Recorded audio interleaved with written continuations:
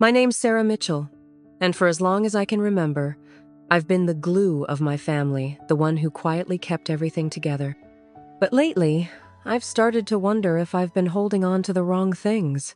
I've spent years juggling my demanding job, my parents' needs, and the constant pressure to be the strong one. And yet, when the time came to step up for them, my siblings couldn't be bothered to show up. I wasn't angry, just exhausted.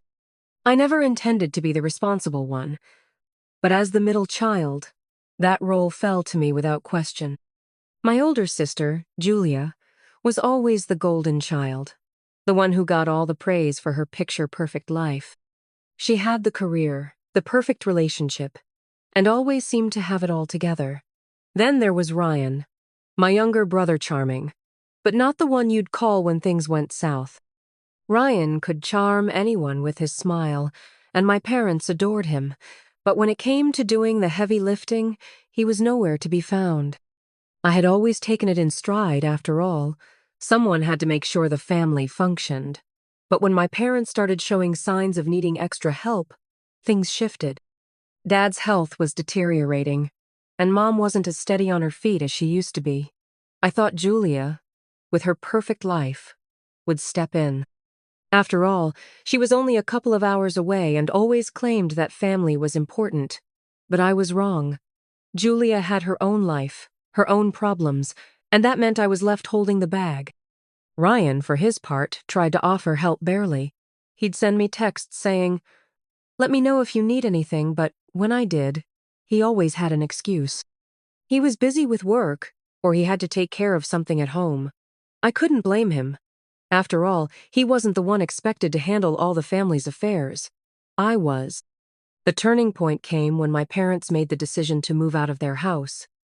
They had been talking about it for months, and I had taken it upon myself to organize everything. The move was more than just physical, it felt like I was losing them too. But I didn't get a break. I had to pack up their lives, arrange for their care, and make sure everything was set up for them at the assisted living facility. The decision to downsize, to let go of their independence, was heavy enough without having to carry it alone. And that's when it hit me. As I shuffled through the endless piles of papers, making sure nothing was forgotten, I realized no one had even bothered to offer to help. Julia hadn't called. Ryan hadn't shown up. They'd both promised they'd be there. But there I was, doing everything. As always. I was used to it, but something in me finally snapped. I wasn't bitter, just tired. Tired of being the one who always had to be the strong one, the one who had to make everything work. I had spent years keeping everything in place, keeping the peace, handling the logistics, but what about me? What about my needs? I was running on fumes, and no one even noticed. So, one day, as I stood in the middle of our family home, now empty except for boxes and memories, I decided it was time for a change. I couldn't keep being the one to pick up the pieces. I couldn't be the only one who cared about how the family functioned. Something had to give, and that something was me finally speaking up. After weeks of silently carrying the weight of my family's problems on my own, I reached a breaking point. The move had been completed. My parents were settled into their new home. And yet, the resentment I'd quietly bottled up was now spilling over. Julia, who had promised to help, had called exactly once to check on things, only to ask if we could reschedule their next doctor's appointment because she had an important meeting. Ryan, who had been too busy to assist, had only sent me a half-hearted text about how sorry he was and how he was thinking of me. It was clear to me now that I was doing everything, and they didn't even seem to notice. What bothered me the most wasn't just the lack of help, it was the realization that they didn't see me. They didn't see the toll this was taking on me, mentally and physically. I wasn't a superhero. I wasn't a martyr. I was their sister, their daughter, and I deserved more than just being expected to fix everything. But no one had ever asked me how I was doing.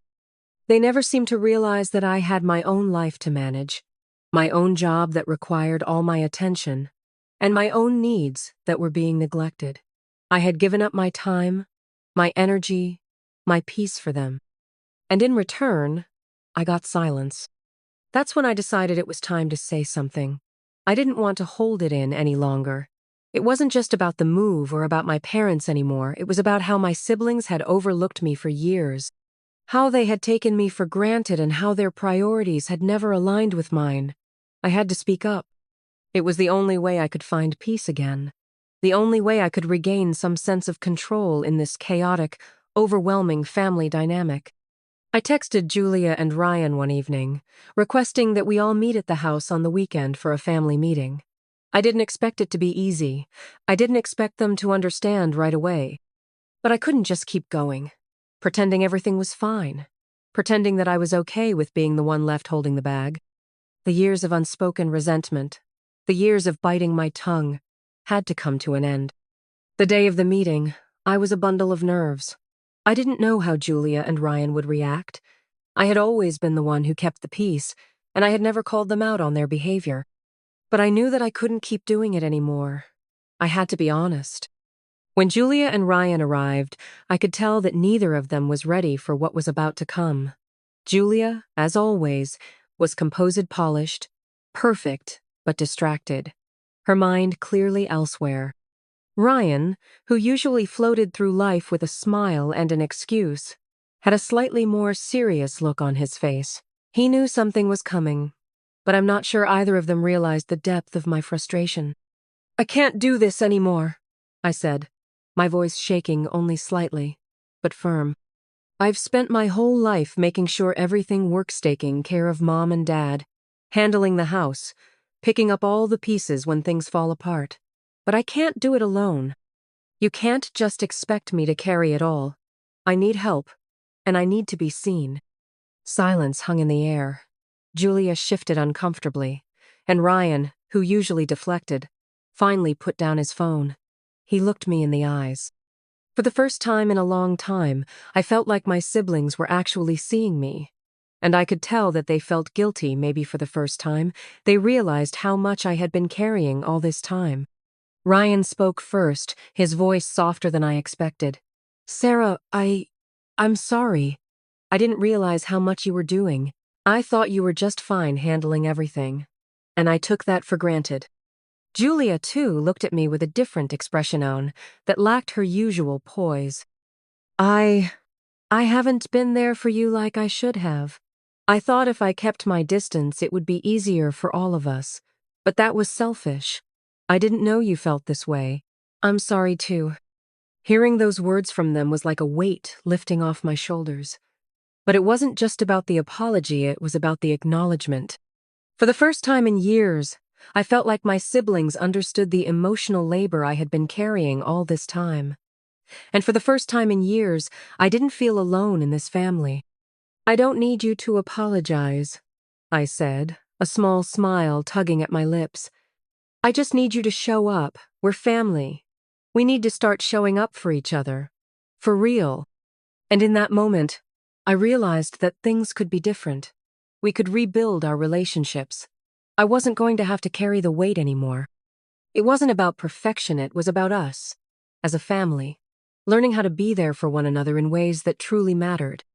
After the family meeting, I wasn't sure what to expect. There was a palpable shift in the air, sort of cautious hopefulness, but I had no illusions. Words alone wouldn't fix years of neglect, of silent resentment that had built up from the moments my siblings had ignored my needs. I knew that action would be the true test. I wasn't asking for grand gestures, just for my family to finally see what I had been silently carrying all these years. In the weeks that followed, things changed, but slowly. Julia, who had once been the queen of excuse, made more of an effort. She started calling more often, not just to check on Mom and Dad, but to check on me. It wasn't perfect, but it was a start. She even flew in for a weekend to help me go through the final details of settling our parents into their new home.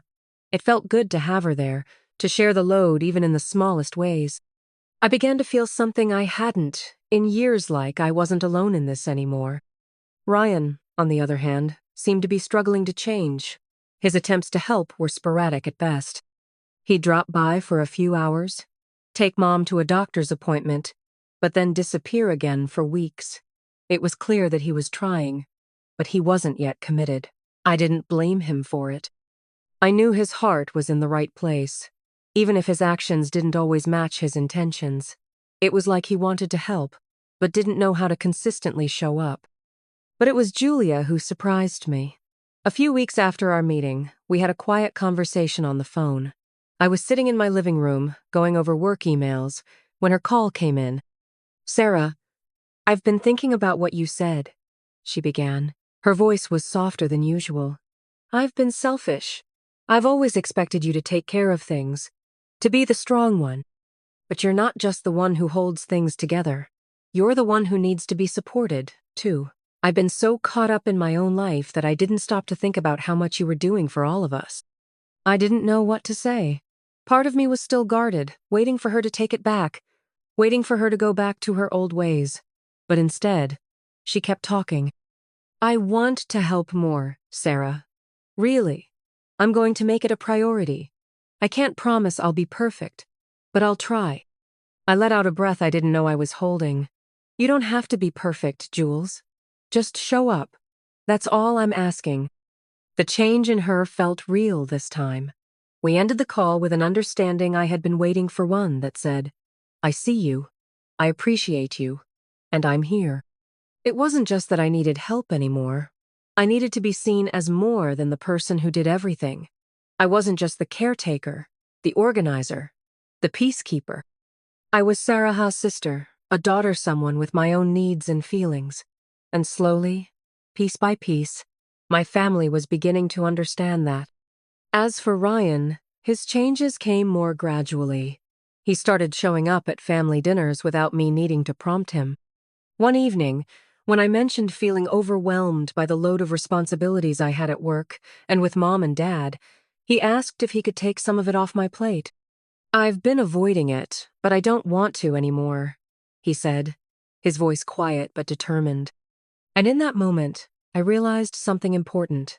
This wasn't about perfection. It wasn't about everyone suddenly doing everything right.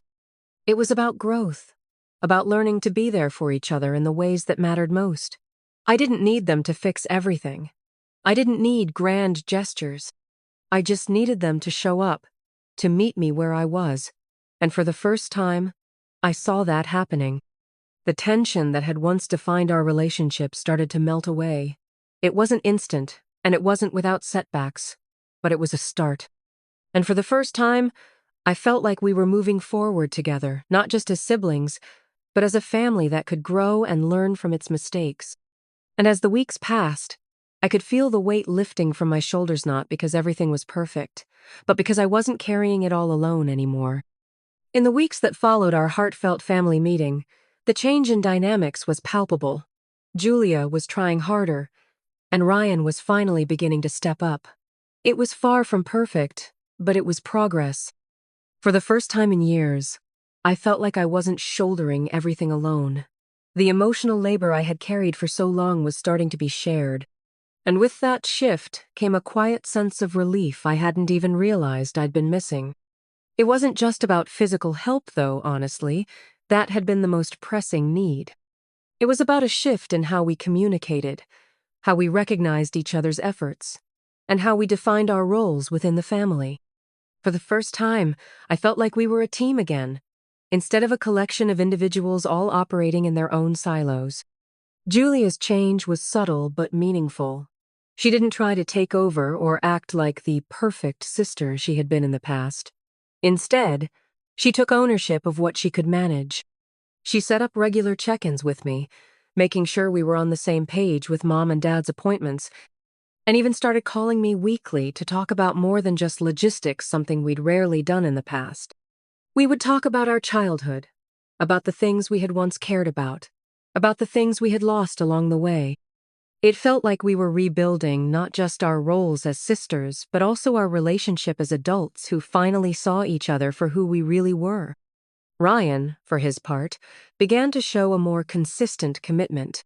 He took charge of things that I never would have asked him to do before, scheduling the family vacations, helping Dad with his weekly exercises, and even picking up groceries for Mom.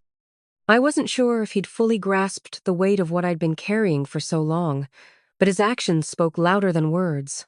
And for the first time in a long while, I didn't have to remind him. It wasn't that Julia and Ryan became perfect siblings overnight, it was that they were learning, just as I was. We were all trying. I no longer had to be the person who kept everything running smoothly on her own. I could finally lean on my family in ways I hadn't been able to before. And in return, they were leaning on me, too, not as a pillar of strength, but as someone who needed and deserved their support. One afternoon, a few months after our meeting, I sat in the living room with Julia, flipping through an old family photo album. We hadn't done this in years, and it felt almost foreign. But as we reminisced, I realized how much I had missed this. There was a warmth in those memories, a connection that had always been there, just buried beneath years of unresolved tension. We laughed over photos of awkward family vacations and recalled moments of joy that had once felt distant. It wasn't just the laughter that mattered. It was the understanding. We understood each other's struggles now, and, more importantly, we respected each other's boundaries. Julia wasn't trying to fix everything, and Ryan wasn't retreating into his world. We had learned to meet in the middle. We had begun to rebuild, piece by piece. There was still a lot of work to do, and there were still moments when old patterns resurfaced, but it felt different now. The foundation had shifted from one of silent resentment to one of open communication and shared responsibility. It wasn't about getting everything right. It was about acknowledging where we had fallen short and committing to doing better. It was about learning to trust each other again, not because we were perfect, but because we were finally being real with one another.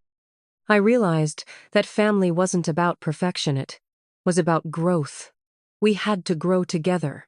And for the first time in years, I could see that happening. And as we started to rebuild our relationships, I found that I no longer felt the need to carry everything on my shoulders. My family wasn't just a group of people who shared a name, it was a support system, one that was learning to stand together. This wasn't just a new chapter for me, it was a new chapter for all of us, and it felt like the beginning of something lasting, something stronger than we had ever had before. Months had passed since that pivotal family meeting, and with each passing week, I felt a quiet but significant shift in the way we interacted as a family.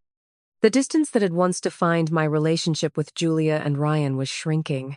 We were learning how to be present for one another, and it felt different, real this time. But despite all the progress, I realized that the greatest change wasn't just in how they were showing up for me, it was in how I had learned to show up for myself. I had spent so many years quietly absorbing the emotional weight, trying to make everything work while secretly resenting my family for their lack of involvement.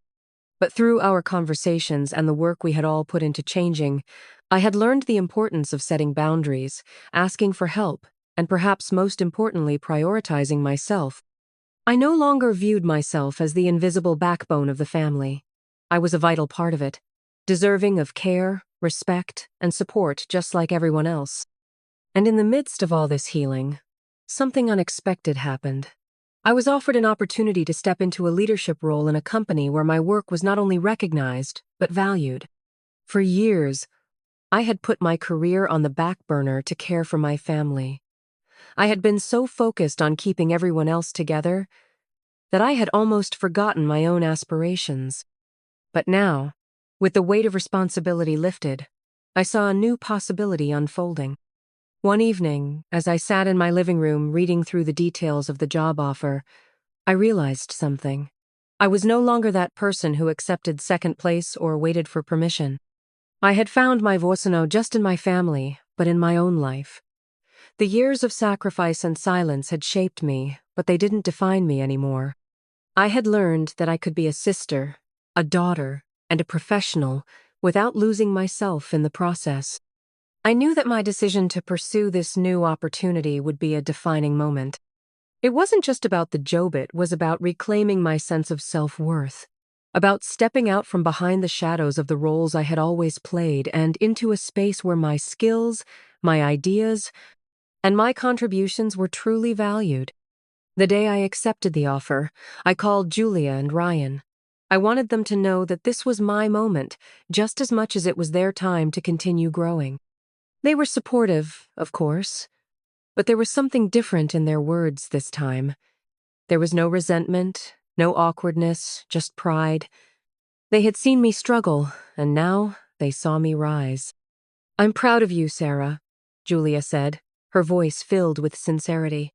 "You've worked so hard, and you deserve this." Ryan, too, echoed her sentiment. "You've always had it in you. I'm glad you're finally getting what you deserve." For once, I wasn't the one carrying the emotional weight. I wasn't the one silently holding everything together. And in that moment, I realized just how far we had come as a family. It wasn't just about fixing old wounds, it was about creating a future where we supported each other in ways that mattered. As I walked into my new office on the first day of my new job, I felt a deep sense of gratitude. Gratitude for the lessons I had learned, for the family I had fought to reconnect with, and for the new chapter that was now unfolding before me. I wasn't just moving forward, I was walking into a life that I had built. One where I was no longer defined by what others needed from me, but by what I could create for myself. Looking back, I realized that the true strength of family wasn't in the roles we played for each other, it was in the space we gave each other to grow, to change, and to be seen. And as I stood at the threshold of this new beginning, I knew that this was just the start. The future was no longer a burden I carried alone. It was something I shared with those who had finally learned to show up for me just as I had learned to show up for myself.